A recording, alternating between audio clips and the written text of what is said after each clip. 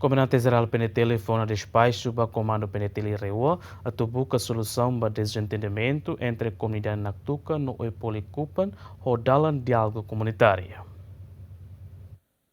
Problema da malo rai entre a comunidade Oepoli no Naktuka, nebe viral e a mídia social, polícia e unidade de patrulhamento fronteira marcam a presença em Naktuka a for segurança de prevenir conflito entre a comunidade Nitibe Okusi no comunidade Oepoli Kupan. Comandante-Geral PNT Comissário-Geral Henrique da Costa Teten, Comando PNT foi uma orientação para Comando PNT Reua a buscar solução para desentendimento ne rodala diálogo comunitário. Ira bakoto ia Naktuka ia duni itanian cidadão sira na comunidade balo hosi Oepoli Kupang ninian nebe maka protesta que sira tamo bai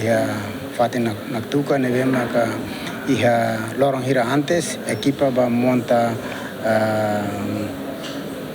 sinai sihana ba então ita haruko itanian parte UPF ba para tunone hamutu ko itanian comunidade sirahana ba horia assegura fatene ba los juni siramos ihana comunicação entre sira tanto comunidade ihana tuko homo sira parte polininian tamba masih naba nene antes nene siramos halo natar ihana ba e siramos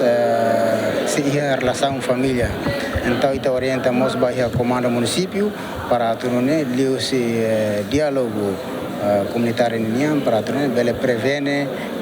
buat nebema kala rumah ita la espera atomoso. Dadal ne polícia unidade de patrulhamento fronteira halo hela segurança e a Naktuka, onde garante segurança para a comunidade. João Carlos, GMN.